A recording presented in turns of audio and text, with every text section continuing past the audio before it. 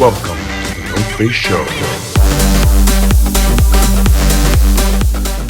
You mentioned that before you kind of went behind the scenes, helping artists grow, you were an artist yourself. So can you tell us maybe a little more about that, how you succeeded or how you got a record deal, maybe your experience with that? Because we have a lot of artists here as well, so they might want to hear your insight on that. Yes. So I'm ancient. I'm very, very old. And so what I'm going to tell you is sounds like it should be in a movie. But so my record deal, I loved music, and I didn't understand that you really needed a lot of talent to get in the music industry. I was naive, and I figured, well, I love music. I can sing a little bit. And so growing up in New York City, we didn't have social media in 1995. We didn't have the internet.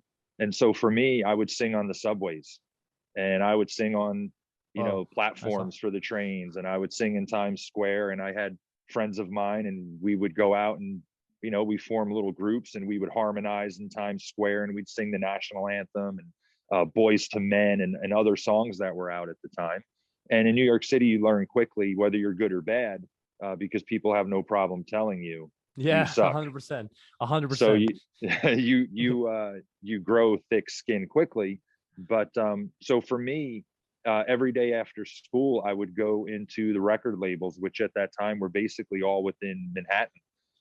Everyone from Bad Boy with Puffy all the way through to Atlantic and Bob Jameson over at RCA, who signed numerous artists, including Christina Aguilera. I would go into the lobby every day, and I would sing in the lobby of the record label. And of course, security would come down and escort me out and throw me out every day. So I did that for about a year. And then one day I was at the same time, a group I was with, we were writing and producing music. We were doing everything we could to write original songs and to get them to people within the record labels. The problem is back then you had to go through a lawyer. You couldn't just send a demo in. There was no way to get to those people, and there was no internet, so they couldn't find you. So I thought, well, let me just keep doing this. And so one day I was in Atlantic Records, and they knew me there well because they would throw me out every day. Exactly. So, the bouncer knew you well for sure. I knew the security. When it was winter, I used to bring them coffee and donuts. Oh yeah. So I was in the lobby, and I was singing, and some guy came over to me and said, "Hey, who are you?" And of course, an arrogant kid from Brooklyn, I said, "Well, who the hell are you?" And he said, "I'm Craig Kalman. I'm the vice president of A&R." And at that time, I really didn't even know what that meant, but I knew vice president was pretty important. And so he said, "Come with me." And, he brought me upstairs. And at the time I had met Val Azzoli, who was the president. And I sang the national anthem pretty off key. It wasn't very good. And they signed me to a record deal.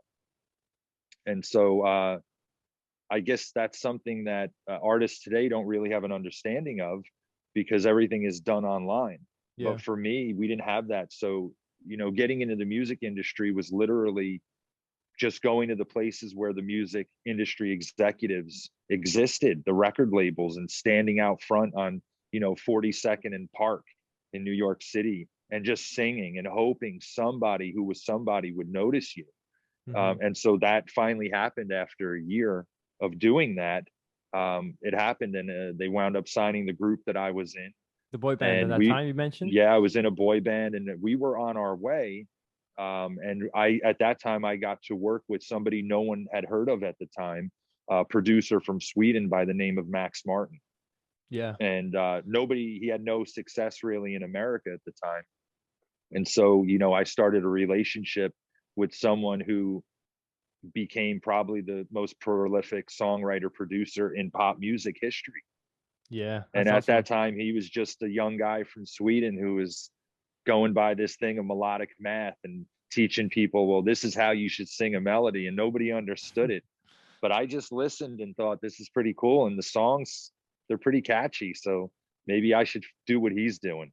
Yeah. And the video that we posted with you on Instagram a few days ago and on YouTube, literally earlier today, you mentioned a lot of those tips by Max. So maybe we can go back to those later in that. Sure.